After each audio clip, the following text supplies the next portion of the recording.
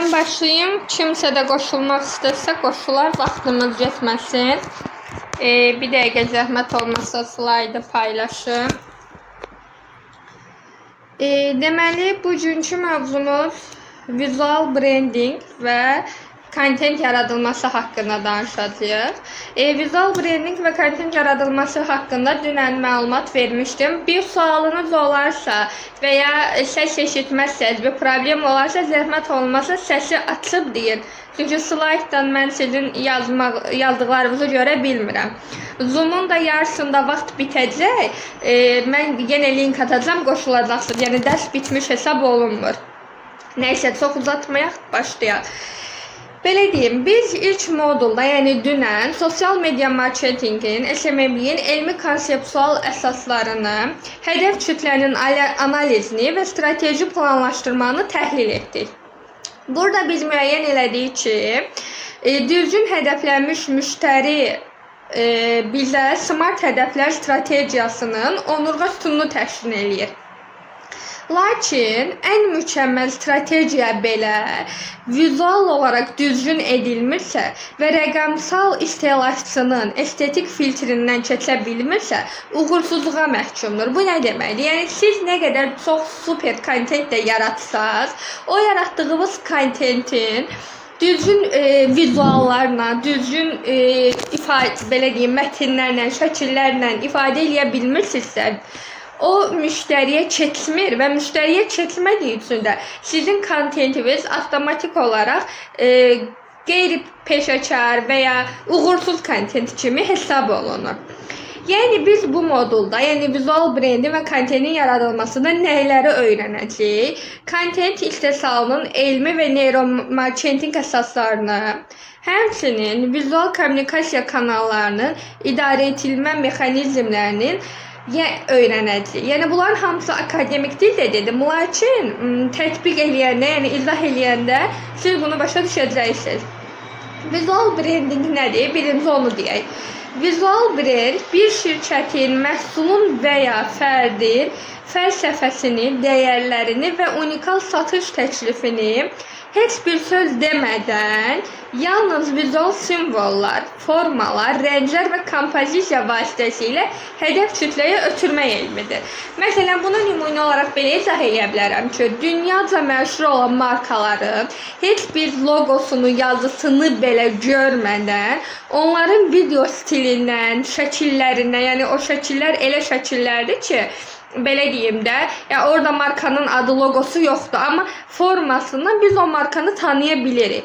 Bu da o markanın özünə məxsus bir stilinin olması deməkdir. O qədər gözəl vizual branding yaradıb ki, artıq onun kontentini görməmiş biz hansı marka olduğunu təxmin bilə bilirik. Neuroestetika və ilkin təəssürat teoremi deyilən bir teorem var ki, İnsan beyninin vizual informasiyanı emal etmə sürəti mətni oxuma sürətindən təxminən 600.000 dəfə daha sürətli. Yəni bir insan mətni oxuyanda aldığı məlumatı, şəkili görəndə aldığı məlumatdan daha zəifdir. Rəqəmsal mühitdə istifadəçi bir profilə və ya paylaşımla qarşılaşanda onun beynində amigdala hissəsi 3 saniyədən də az müddətə qərar verir. O bizim hook dediyimiz hissə var idi dünən. O 3 saniyə müştərini videoda saxlamaq, səhifədə saxlamaq 3 saniyə. O insan beyninin amigdala hissəsində siqnal verməlidir ki, bu mənə maraqlı kontentdir, təhlükəlidirmi ya da mənim zövqümə, estetik zövqümə uyğundurmu? Bu müəyyən edilməlidir. SMM-likdə vizual brandingin bu şuuraltı reaksiyasını istifadə etməklə prosesi həyata keçirir. Yəni insanların həmin o 3 saniyədəki qarmağa düşməsindən vizual brandingin istifadə edir ki, insanlar videoya maraq yaratsın.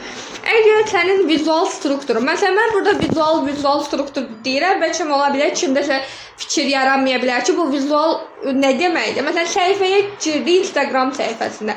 Səhifənin ilk baxışı bizə vizualdır ki, səhifənin Üç baxışı nədən ibarətdir? İndi o barədə də rənglərdə də, formalarda da danışacağam. Əgər vizual struktur dağınıq, yəni səhifənin quruluşu dağılıq, rənglər xaotik, tipoqrafiya oxunmazdırsa, istifadəçi səhifəni tərk edir. Okey, hansısa bir videovuz maraqlı gələ bilər müştəriyə. Müştəri də o videoya girdi, baxdı. Amma sizin səhifəniz maraqsızdırsa və ya qarışıqdırsa, məqsədi bilinmirsə, müştəriyə maraq yaranmayacaq və müştəri o səhifədən çıxacaq. Deməli, vizual brendingdə kinestetikası və korporativ standartlar. Bunlar nədir? Bunlar iki hissəyə bölünür. Rəqəmsal vizual standartlar kitabı deyilən bir kitab var, Digital Brand Book. Bu, bilmirəm, məlumatlısınız ya yox. Böyük şirkətlərdə, kiçik şirkətlərdə Digital Brand Book deyilən bir kitab var ki, bu səhifənin, daha doğrusu brendin belə deyim sizə, vizual və kommunikasiya standartlarını özünə əks etdirir. Yəni, müştəri hansı vizualları görməlidir, hansı formada, minimalist, rənglər, ondan sonra stillər müəyyən olunur o kitabda. Və siz o işə yeni girsəniz belə, sizdən əvvəlki SMM necə o Digital Brand Book-a uyğun səhifəni idarə edibsə, siz də ona uyğun idarə edin. Bilirsiniz, təlimat kitabı kimi düşünün də, sizin şirkətiniz haqqında təlimat kitabıdır ki, sən bu səhifəni bu rəng tonlarında, bu stildə, bu stildə, bu məqsədlə idarə eləməlisən. Sizə bu barədə məlumat verir. Və ən əsası SMM-li fəaliyyətinə başlamamışdan əvvəl Digital Brand Book-u ya öyrənməlisiniz, yəni məlumatda olmalısınız, ya da ola bilsin ki, sizin getdiyiniz şirkətə indiyə qədər bu barədə danışılmayıb, ya da Digital Brand Book istifadə olunub. Şirkət olmasın, öz brendiniz olsun və ya brend olmasın, başqa bir satış səhifəsinin, başqa bir səhifənin idarə edilməsi olsun. Siz ilk olaraq ora brand book yaratmalısınız, Digital Brand Book. Burada siz həmin o şirkətin və ya qurumun, işlədiyiniz şəxsindən səhifənin rəng tonunu müəyyən eləməlisiniz, yazı tiplərini, video çəkiliş qaydalarını, stilini müəyyən eləməlisiniz, nəyə xidmət elədiyini bilməlisiniz və buna əsasən Digital Brand Book hazırlamalısınız. İkinci, loqotip tətbiq qaydaları. Loqotip tətbiq qaydaları bu nə deməkdir?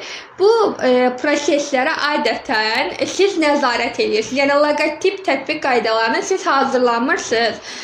Məsələn, bunları ən çox qrafik dizaynerlər hazırlayırlar. Siz qrafik dizaynerlərə, elə şirkətlər var ki, məsələn, SMM-nin qrafik dizayn bacarıqları da istəyir. Düzgün olmasa da istəyirlər.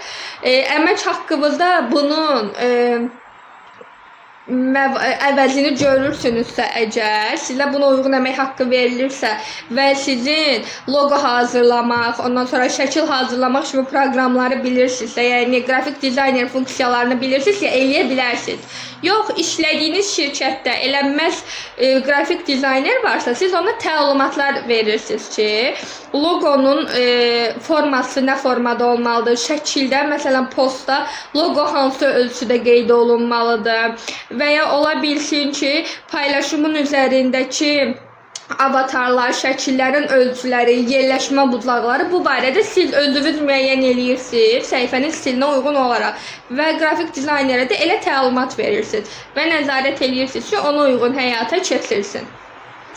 İkincidən, deməli, TOR sistemi. TOR sistemi nədir? Profilin ümumi vizual görüntüsü. Məsələn, Instagramda adətən 3:3 TOR strukturundan, yəni vizual görünüşündən istifadə olunur.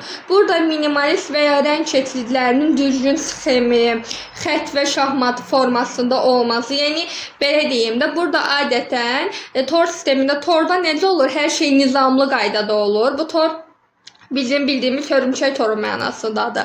O tor sistemində necə nizamlı qaydada olursa, burada da o qaydalar sistemliliyə diqqət eləmək lazımdır.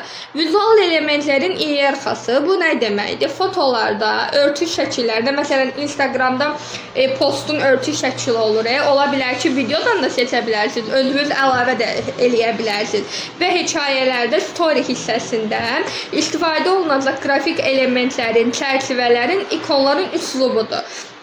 Bunlar da məsələn ola bilər ki, sizin Instagramda bir post paylaşmışsınız. O postun insanlar görsün deyə hekayədə də paylaşırsınız story hissəsində. Orada story hissəsində istəyirsiniz ki, insanlar videoya girib baxsınlar. O videoya girib baxması üçün də elə bir üstünə ölçüdə bir element qoyursunuz ki, həm videonun xüsusiyyətini itirmir, həmçinin də müştəriyə cəlb eləyir. Deməli, üçüncü hissədə rəng psixologiyası və koloristika. Dünən rənglər barədə danışıq. Bu gün rənglərin sistemi necə ilərləyir, o barədə məlumat verim sizə. Hər bir rəng dalğası insan beyninin müəyyən neyrotransmitterlərinin ifraz olunmasına təkan verir. Bu dopamin, serotonin kimi maddələrin ifrazından səbəb olur. Ki, biz də çalışmalıyıq ki, bu dopamin təbii ki, bildiyimiz kimi müsbət bir neyrosistemdir. Onu cəlb eləməli. Yəni müştəri elə rənglər görməlidir ki, müştərinin ürəyi açılsın və ya müştəri məqsədinə uyğun olan, məqsədinə uyğun səhifədə olduğunu bilsin, belə deyim. Bu səbəblərdən də səhifələr öz arxetip tiplərinə uyğun olaraq rəng palitrası seçməlidirlər. Rəng palitrasının da qurulmasının qaydası var. İlk olaraq rənglərin semantikası və brend arxivlərinin harmoniyası barədə məlumat verirəm. Burada nədir?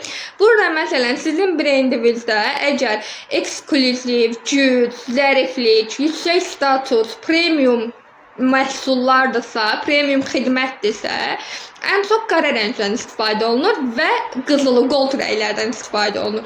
Ki, müştəriyə bilinir ki, hə, bu səhifənin elədiyi proses və ya bu səhifənin məhsulu bahalı məhsuldur.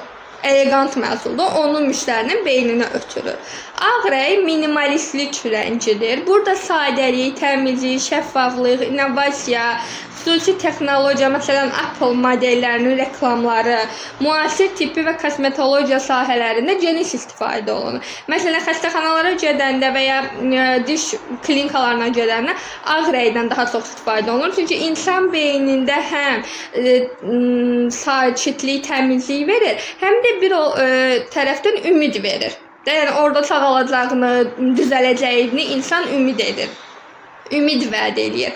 Mavi rəng bu beyində kortizol səviyyəsini salaraq sakitlik və güvən hissi yaradır. Kortizol səviyyəsi də bilmirsinizsə belə deyim, kortizol səviyyəsi insanın stressdən yaranan bir hissdir və kortizol səviyyəsi yüksək olanda insanlar aqressiv olur, belə həyəcanlı olurlar, bədənləri sıxılmış formada olur. O stressin yaratdığı nüanslardır. Mavi rəng isə insan beynini sakitləşdirir və bunu da deyim, mavi rəng diqqət etmisiniz və ya məlumatlısınız bilmirəm. Autizm sendromu uşaqların ən çox sevdiyi və rahatladığı rəngdir. Hətta autizm mərkəzlərində də mavi rəngdən istifadə edirlər. Mərkəzin rəylənməsi olsun, orada işləyən insanların geyimi olsun. O mavi rəng uşaqların həmin o autizmli şəxslərin sakitləşməsinə kömək eləyirlər. Bu da həmçinin özəl sektorlarda da, məsələn bank şir, sığorta proqramlaşdırılması,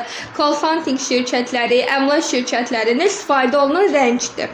Qırmızı rəng qan təzyiqini və ürək döyüntüsünü artırır. Burada ən çox iştahatsızlıq və təcili hissi yaradan məhsullarda istifadə olunur. Məsələn, fast food şəbəkələrində McDonald's-dur, KFC-dir, Burger King-dir. Bunların hamısına diqqət eləmisinizsə, qırmızı rənglər daha üstün rənglər olur. Və xüsusi endirim kampaniyaların rənglərində, məsələn, mağazalarda diqqət eləmisinizsə, sarı kağızların üzərində qırmızı rəngi ifadə eləyir. O da təcillik mənasını, xüsusi endirim mənasını ifadə eləyir ki, qırmızı rəngdən istifadə eləyirlər. Yaşıl rəng gözün ən rahat qəbul etdiyi rəngdir. Burada təbii, ekoloji, orqanik məhsullar məhsulların marketinqdə maliyyə stabilliyi göstərmək üçün də tətbiq olunur. Həm təmiz, belə deyim, məhsullarda istifadə olunur, həmçinin də maliyyə proseslərində istifadə olunur ki, insanlara sabitliyin olduğunu aşılamaq üçün. Paletranın 60-30-10 qaydası nə deməkdir? Vizual kontent yaradarkən biz xaotik rəng salarlarından qaçmalıyıq ki, düzgün dizaynda klassik kolorit düsturunu tətbiq eləyək. Bu düsturda 60-30-10 qaydasıdır. Bu nə deməkdir? Vizual kompozisiyanı, yəni sizin şəklinizin, videonuzun 60%-ni dominant rənglər təşkil eləməlidir. Yəni adətən neytral, ağ, boz, bej. İndi sizin markanızla, sizin brendinizlə hansı rəng daha uyğundur? Yəni əsas ton sadə rəng olmalıdır. 30%-ni ikinci dərəcəli korporativ rəng, yəni sizin əsl imicinizi göstərən rəng olmalıdır ki, bu brendin tanıdan rəng, qırmızı, mavi, yaşıl, qara hansıdırsa.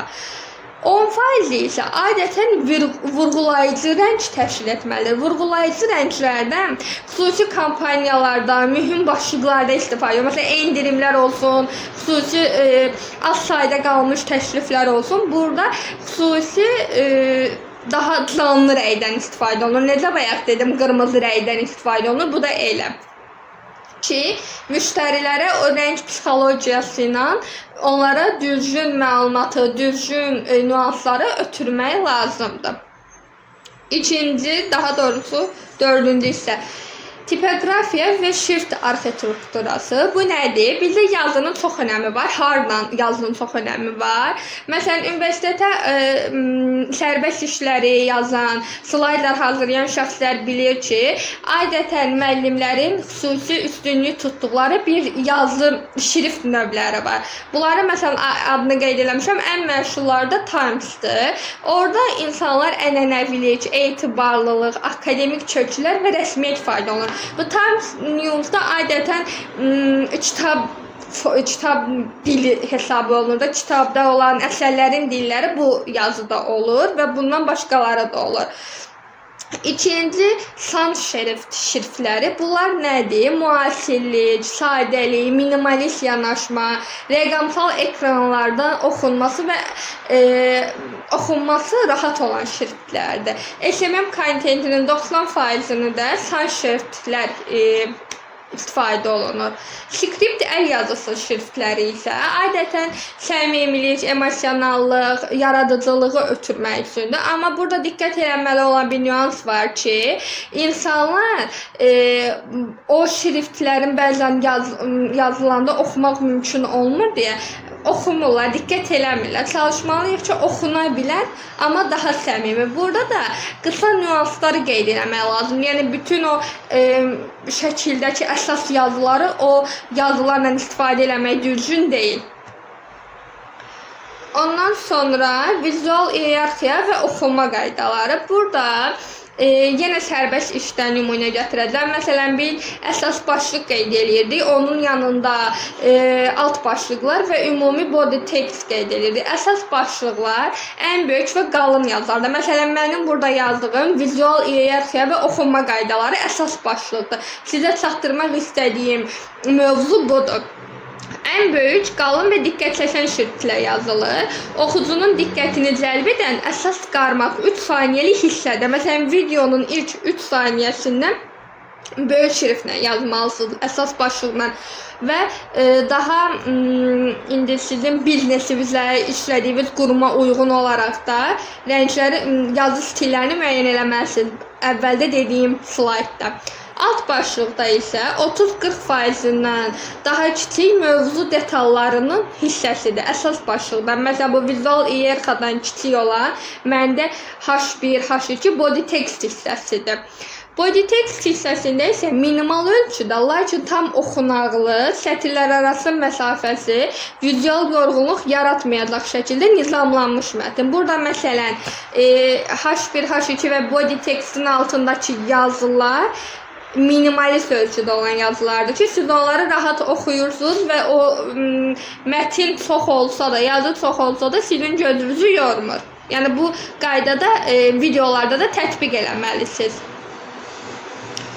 Deməli, kontent istehsalının elmi strukturu nə deməkdir?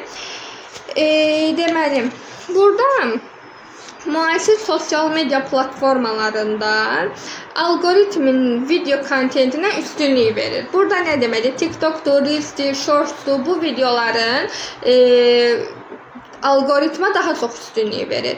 Video istehsalı ilə adətən qarışıq proseslər deyil, televiziya və kino sahəsində gələn professional senaryoların arxitekturasına əsaslanır, sözü deyə bilmirəm. Yəni adətən kinolarda, ondan sonra televiziyada gedən proseslərlə hekayələşdirilmiş formada bizə o hulk hissəsinin maraq çəkir.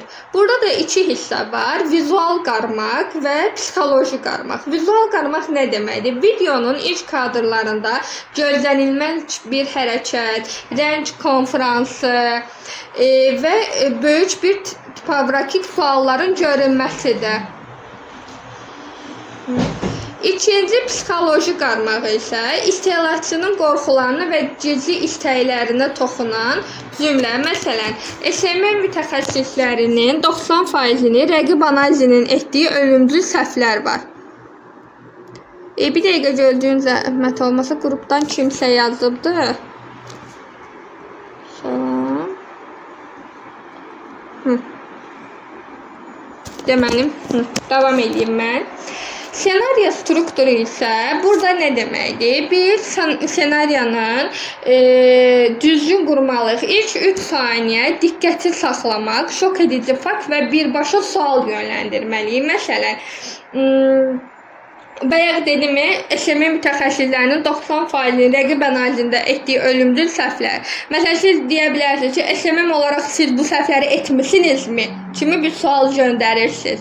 İnkişaf hissəsi 3-25 saniyə hissəsində dəyər ötürmək. Problemin həllinin addım-addım izah eləyirik. Məsələn, biz o saniyələrdə. Səsə baxın. Üzrlü hesab edin. Burada problemin həllinə addım-addım təlimat və faydalı məlumatdan izah edirik. Burada dəyər ötürürük. Kulminasiya hissəsində isə konversiya almaqdır. Bu nə deməkdir? Fəaliyyətə dəqiq çağırışdır. Daha çoxu üçün izlə, linki kliklə və ya o şəxslərə sual verərək şərhlərə yönləndir ki, sizdən də belə bir hallar mümkündür kimi olubmu, başınıza gəlibmi, siz nə düşünürsünüz kimi suallar verərək müştərini videoda saxlayıb, həmçinin heç yazmasa belə avtomatik olaraq gedir videonun mesaj hissəsini oxuyur. Daha doğrusu yorum hissəsini oxuyur ki, görüm kimin başına nə gəlib, bu barədə heç bir proses olubmu. Deməli, süni intellekt və müasir kontent istehsalı alətləri burada nədir? Rəqəmsal marketinq transformasiya mərhələsində süni intellekt alətlərindən istifadə, kontent yaradılması, prosesi sürətləndirən və optimallaşdıran ən mühüm amildir. SMM mütəxəssisi bu alətlərdən istifadə edərkən dizayner və daxili komanda üzərində vizual istehsal yükünü effektiv bölüşdürməlidir.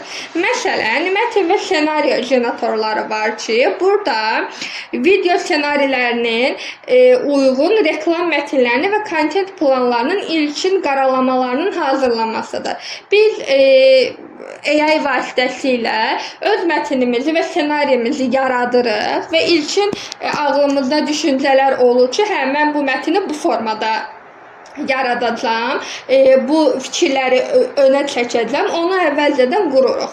Vizual və təsvir generatorları bu adətən stok fotoların asılılığının aradan qaldıraraq brendin korporativ rənglərinə və üslubuna uyğun unikal konseptual arxa fonların yaradılmasıdır. Məsələn, bəli, düşünə bilərsiniz ki, məsələn, mənim telefon çəkilişim və ya məhsulu çəkəcək yerim yoxdur. Bunu Pinterestdən götürə bilərsiniz ya da digər hazır şəkilli olan proqramlardır. Amma çalışın eyni üslubdakı şəkillərə üstünlük verin. Məsələn, siz bir postunuzda qara rəng, digər postunuzda yaşlı rəng istifadə eləməyin və bir postunuzun arxa fonu çiçək, çəmənli, yaşıl yerlərdirsə, ikinci postunuzun arxa fonu məsələn kitabxana olmasın. Ola bilər, ola ki, sizin səhifəniz həyatla bağlı, yaşamaqla bağlı və ya həyatla bağlı yox da, yəni gündəlik fəaliyyətlə bağlıdırsa, okey, eləyə bilərsiniz. Amma xüsusi bir brend varsa, xüsusi bir brendin təqdimatı varsa, bu düzgün hesab olunmur. Video və səs redaktorları bu nədir? Danışıq videolarından xarici səs-küyün avtomatik təmizlənməsi, videonun ritminə uyğun avtomatik alt yazıların əlavə edilməsi kimi proseslərdir.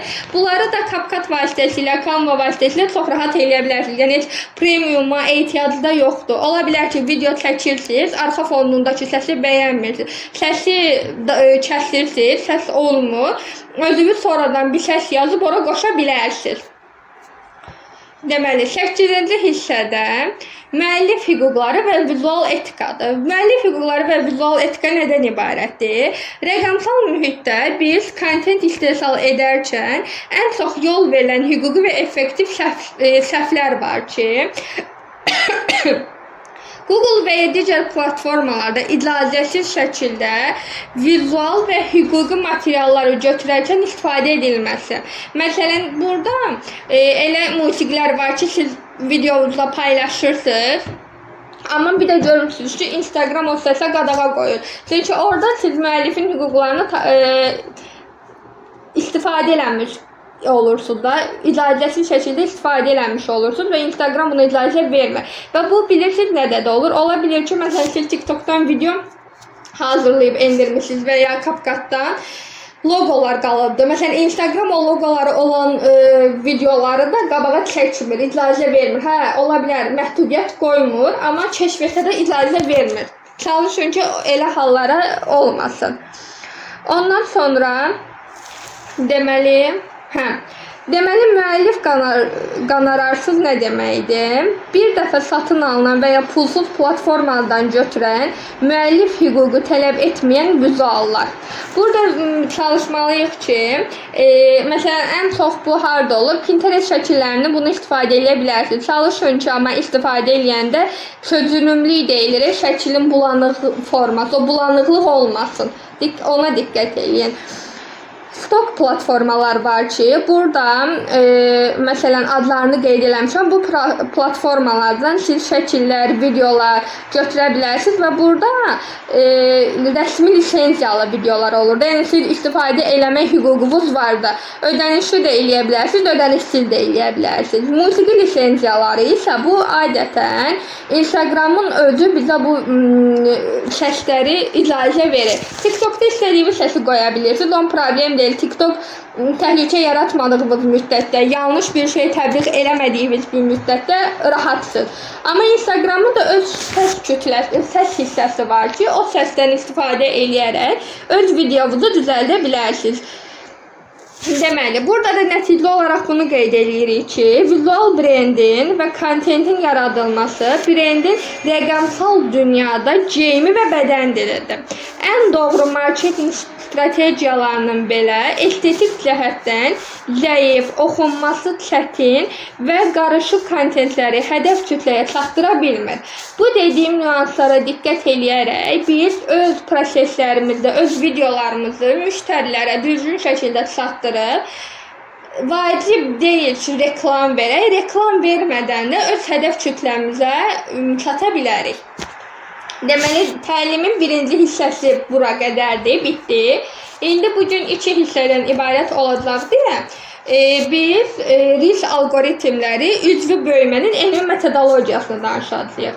Bu prosesləri niyə ard-arda izah eləyirəm? Vizual brendingi həyata keçirəndə biz avtomatik olaraq üzvü böyüməni həyata keçirir. Üzvü böyümədə nədir? Reklam vermədən öz səhifəmizdə düzgün şəkildə idarə edərək siz özünüzə uyğun takipçiləri cəlb eləyə bilərsiniz. Deməli, bizdə nədir? Sosial media Bir dəqiqə. Hə. Bunu dedim. Hə, bunu deyim. Deməli, üzvü böyümənin elmi metodologiyası, sosial media algoritmlərinin anatomiyası və süni intellekt hissələri var. Bu süni intellekt hissələri barədə biz danışdıq. Ki, süni intellekti necə istifadə eləməli, hansı proseslərdə bizə nə qədər xeyirdir və bunu da deyim ki, AI ilə bağlı ətraflı o biri təlimimizdə olacaq deyə üzdən keçdi, məlumat vermək məqsədi ilə. Təlimlərin hamısında, o birinci təlimdə necə üzdən keçmişəmsə, hamısını dərinliyini sizə izah eləyəcəm. Deməli, maşın öyrənmə və istehlakçı davranışlarının proaktiv. Bu nə deməkdir? Burada izləmə müddəti, təkrar izləmə və aktiv izləmə deyilən bir proses var. Instagram, Reels və TikTok algoritmlərinin hər biri istifadəçi üçün unikal tövsiyə sistemi formalaşdırır. İstifadəçi ekranı hər sürüşdürəndə algoritm onun davranışlarından yüzlərlə fərqli siqnal toplayır.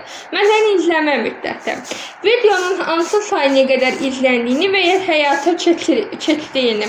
Ola bilsin ki, bu nədən ibarətdir? Instagramda sizin izləyiciləriniz sizin videolarınıza necə reaksiya verir? Onu analiz eləyir. Təkrar izləmə.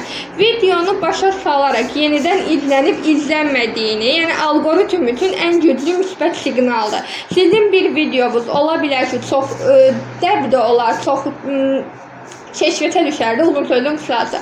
Və müştəri gedər dəfələrlə o videoya baxar. Mən məsələn idarə etdiyim səhifənin TikTokunda bir dənə video paylaşmışdım. O video sayəsində o biri təlimlərimdə də demişəm də bir dənə o vaxta qədər 10 dənə video paylaşmışdım, amma o 11-ci videoda 100 takipçi yox, 100 yox. 35 takipçidən hal-hazırda da gedir, 735 takipçiyə qalxıb və bir həftə ərzində olmuşdu bu proses. Düşünə bilərsiniz ki, az nəticədir, amma bunu da nəzərə alın ki, səhifədə aktiv videolar yox idi. Yəni, səhifə Pinterest videolarından düzəlirdi və aktiv videolar yox idi. Deməli, aktiv reaksiyaları isə paylaşma, yadda saxlama, şərh yazma və bəyənmə. Məsələn, o dediyim videonun arxa fonunda TikTokda səs bundan ibarət idi ki, məhsullarımızı ala bilməsəniz belə, bəyənərək, paylaşaraq, şərh yazaraq dəstək ola bilərsiniz kimi bir səs idi və bu müştəriyə cəlb eləmişdi. Hələ də o videoya, mən o videonu 2 həftədir də, artıq 2-3-cü həftədir və hələ də o videoya yorum da gəlir, bəyənmə də gəlir, takip də gəlir və real takibdir. Takibə girənlər çıxmırlar. Deməli, Reels algoritmlərinin 4 mərhələli filtrləmə sistemi bu nə deməkdir? İlkin analizdə süni intellekt videonun vizual keyfiyyətini, yəni piksel dərəcəsini, su nişanlarının olub olmadığı. Su nişanları bayaq dedim sizə CapCut'dır. Ondan sonra TikTok'un öz işarəsidir. Məsələn, TikTok videosudur. Instagramda paylaşmaq istəyirsiniz hansısa bir və ya Instagramın öz işarəsidir. TikTok'da paylaşmaq istəyirsiniz. Bunlardır. Olub olmadığını, icma qaydalarına uyğunluğu yoxlanılır və bayaq dediyimə təhlükə yaratmayan, hansısa bir pis vaxtçıdır, mən davam eləyim. Gələnlər gələrlər. Deməli, harada qalmışdıq? Biz deməli qalmışdıq. Təkrar izləməni dediyim, onlar dedim. Test kütləsi. Test kütləsi nə deyim?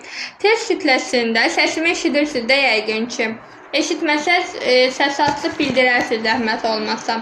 Test kütləsində videonu ilkin olaraq sizin izləyicilərinizin kiçik bir faizinə və sizin mövzuya marağı olan qeyri izləyicilərə göndərilir. Yəni, ilk olaraq baxılır ki, bu video nə qədər uğurludur, izləyiciləri və ya qeyri izləyicilər videoya marağı nədir? İlkin təəssürat oradan yaranır. Metrik qiymətləndirmə nədir? Metrik qiymətləndirmədə bu kiçik qrupun videoya verdiyi reaksiyaları riyazi indeksə çevrilir. Əgər göstəricilər normativlərdən yüksək olarsa, video növbəti böyük dalğaya ötürür. Yəni böyük hədəf kütləsinə. Sizin öz izləyiciləriniz və o qeyri izləyicilər var ki, sizə aid olmayan izləyicilər maraq göstərirsə, bəyənirsə, təkrar baxırsa, yorum yazırsa, artıq onu böyük kütlənin qabağına çıxarır, yəni kəşfiyyata çıxarır. Kəşfiyyat səviyyəsində isə video öz mövzu kateqoriyasını aşaraq ümumi trend mühitinə daxil olur. Yəni burada sizin aid olan, aid olmayan, sadəcə ola bilsin ki, bir dəfə sizin mövzuya uyğun səhifəyə baxan insanların qabağına belə çıxara bilir. Yəni Instagramın əslində düzgün strategiya qurulsa, çox böyük izləyici kütləsinə sahib platformadır və siz oradan da böyük müştərilər qazana bilərsiniz. Deməli, bu yox. Üzvü böyümənin, görün budur, üzvü böyümənin riyazi modeli, izlənmə dərəcəsi və alqoritmik kəşfiş indeksi. İzlənmə dərəcəsi nədir? Sizin videonun ümumi göstəricisinin sayına nisbətən nə qədər tam izlənildiyini göstərir. Yəni, əgər sizin 30 saniyəlik videonuzun ilk 3 saniyəsi istifadəçilərin 70% ekranı sürüşdürübsə, yəni baxan şəxslərdən 70%-i ilk 3 saniyədən sonra ekranı sürüşdürübsə, algoritm bu kontenti maraqsız hesab edir və yayımı dayandırır. Yayımı dayandırır necə? Yəni siz reklam vermişsiniz demir, amma mən reklam verməmiş, o böyük kütlənin qabağına çıxarmır. Yenə sadəcə maraqsız kontent olduğu üçün baxılmır. Üzvü böyümək üçün hədəf ilk 3 saniyədə auditoriyanın ən azı 60%-ni videoda saxlamaqdır. Yəni ən azı 60%, 50%-dən çoxu o videonun 15 saniyəsini, 20 saniyəsini, 25 saniyəsini baxmalıdır ki, həmin o video maraqlı hesab eləsin Instagram və kəşfiyyata çıxara bilsin. Alqoritmik kəşfiş indeksi nə deməkdir? Hər bir istifadəçi reaksiyanın alqoritmin gözündə fərqli bir çəkisi, yəni bir balı var. Instagram və TikTok rəsmi olaraq bildiriblər ki, empirik data analizləri, reaksiyaları, iyerarxiyası aşağıdakı kimi sıralayır. Bu aşağıdakı nələrdən ibarətdir? Paylaşma, yadda saxlama və şərh kommenti, bəyənmə. Bunlar paylaşma, istifadəçi videonu öz dostuna göndərirsə, bu platformaya yeni bir aktiv istifadəçi gətirmək və ya onu platformada qalma müddətini artırmaq deməkdir. Yəni o videonu o qədər maraqlı gəlib ki, o götürüb videonu öz dostuna, öz yaxınına atıb. Yadda saxlama. Kontentin faydalı və təkrar istifadəyə yararlı olduğunu sübut eləyir. Bu da müştəri tərəfindən videonuzun faydalı və maraqlı olduğunu düşündürüb, onu qayd edir ki, indi baxmasan belə, başqa vaxt baxın kimi. Şərh hissəsi səhifədə müzakirə və icma yaratma potensialını göstərir. Ola bilər ki, sizin videonuzda sizin düşüncələrinizə uyğun olan, uymayan insanlar o videoda fikirlərini bildirir və o hətta belə bir lora dildə jargon ifadələr var. Məsələn, cəmiyyətin istəmədiyinin, cəmiyyətə uyğun, mentalitetə uyğun olmayan hərəkətlər elə o dəqiqə TikTokda kəşfiyyata düşəcəklər. Bu da o psixologiyanı yaranır ki, əgər müştəri sizin videonuza mənfi rəy yazsa belə, yəni mənfi düşüncə, sizin düşüncənizdən əks düşüncə yazsa belə, o video, o düşüncə, o şərh o videonu kəşfiyyata salır. Yəni əslində müsbət bir şey eləyir. Təbii ki, burada təhqiramiz, vulqar sözlərin istifadəsi demirəm. Ola bilər ki, siz deyirsiniz, qatıq ağdı, müştəri deyər, yox, qatıq qaradır kimi düşüncələr. Məsələn, bəyənmə ən asan icra olunan və algoritmin çəkisini ən aşağı olan reaksiyadır. Yəni, sadəcə bəyənmə belə deyim də, digərlərinə nisbətən daha aşağı hesab olur. Amma olmamağı o demək deyil ki, yəni onun olmağı o demək deyil ki, yəni bunun bir dəyəri, qiyməti yoxdur. Təbii ki, video bəyənilib, reaksiya verilib. Amma digərlərdən daha aşağı səviyyədə videonun kəşfiyyata salır. Deməli, bir də retensasiya var. Bu retensasiya nə deməkdir? Auditoriyanın saxlama strategiyası. Burada iki cür olur. Open loop, açıq dövrə texnikası, bir də vizual və akustik stimulyasiya. Bu nə deməkdir? Dəqiqə zəhmət olmasa.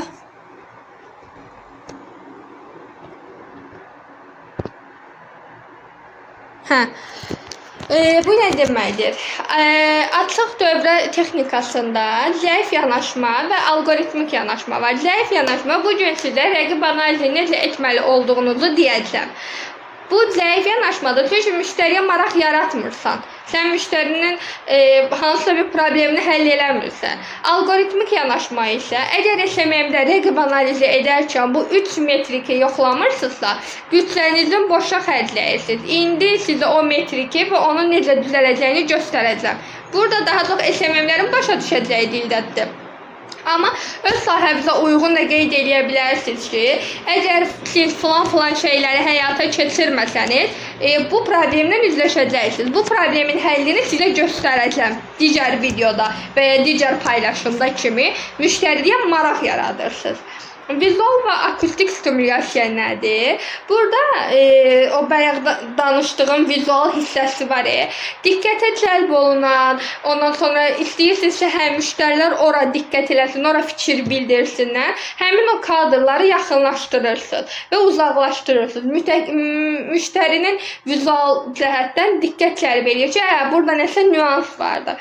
Mətni dəstəkləyən köməkçi dinamik kadrlar, yəni elementlərin daxil edilməsi. Əsas mövzunu qıraqdan dəstəkləyən kadrlar videoya qoyursunuz.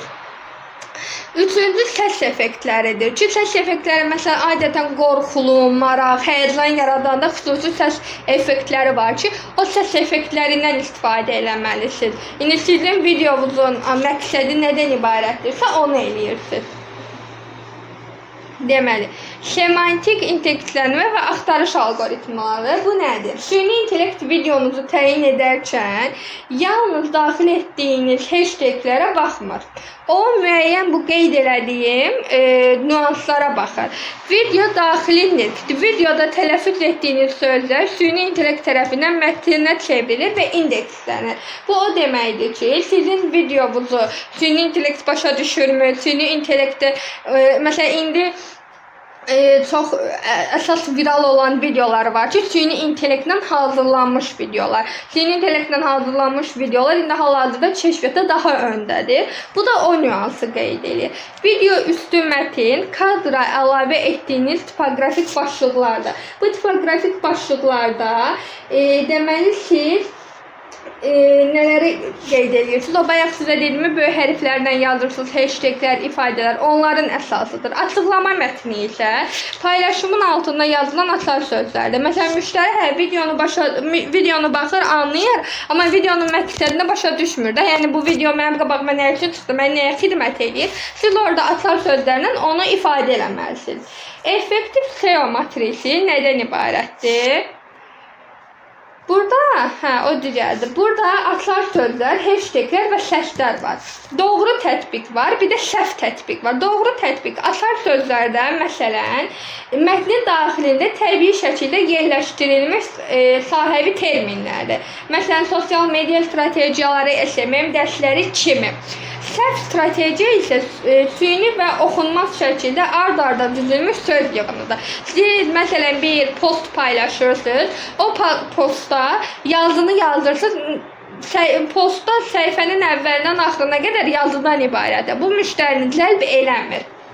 Hashtaglər 3 və 5 ədəd yüksək dərəcədə spesifik və mövzuya birbaşa aid olan təqlər olmalıdır. Dəxilsiz təqləri videoya qoymağın mənası yoxdur. İndi artıq məsələn əvvəllər 30 dənə təq qoya bilirdin, artıq ona məhdudiyyət gətirilibdir. 5 dənədən artıq onsuz da qoymaq olmur. Onsuz da 5 dənədən artığının məqsədi də sizin lazımsız şəxslərin qabağına, sizə aid olmayan auditoriyaya çıxarır. O da sizin belə deyim də, karınızdan çox ziyanınıza səbəb olur.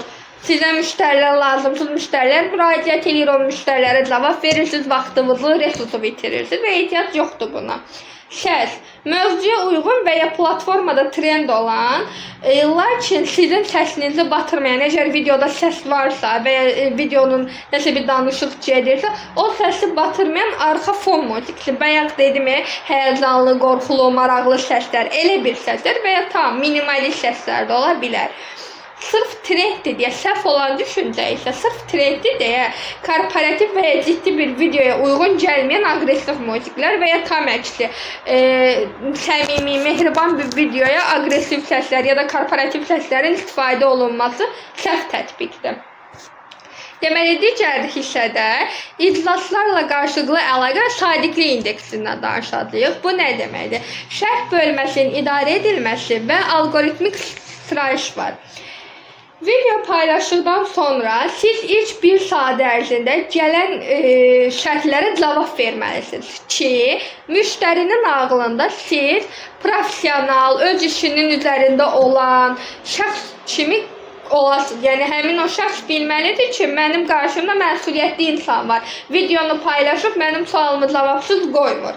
Burada da bir qızıl qayda var ki, hər bir şərhə yeni bir suala və ya geniş, izahlı cavab verməlisiniz. Bu həmin istifadəsinin sizə yenidən cavab yazmasına şərait yaradacaq.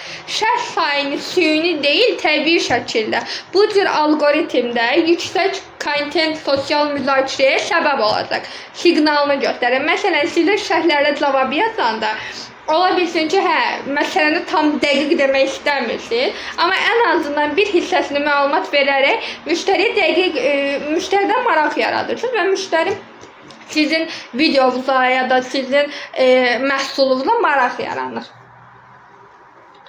Hekayələr və reelslərin arasındakı sinerji. Reels sizin profilinizi heç tanımayan soyuq kütlənin səhifəyə cəlb etmək üçün aktivasiya alətidir.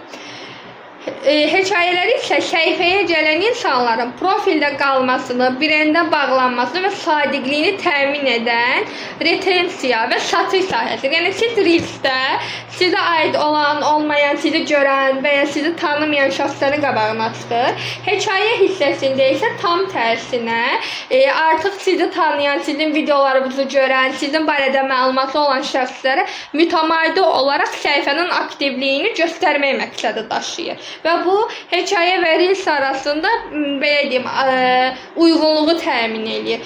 Gedir müştəri reelsə baxır, sonra biz nə edirik? Hansısa reels qabağımıza çıxır, avtomatik olaraq gedib onun hekayə hissəsinə baxırıq ki, görək nə paylaşıb. Bu an nə olub? Məsələn, dünən bu videonu mən görmüşəm, bu gördüyüm video ilə səhifənin arasındakı əlaqə nə qədərdir? Onu müəyyən eləmək üçün biz gedib hekayəyə də baxırıq deyə, hekayəyə də nəsə paylaşılmalıdır. Belə, mən ümumi danışdım mövzular barədə. Bir dəqiqə çıxım. Bugünkü mövzumuz bundan ibarətdir. İki mövzunu sizə izah elədim. Ümid eləyirəm ki, izahım bəyənmişsinizdir. Bir sualınız varsa mən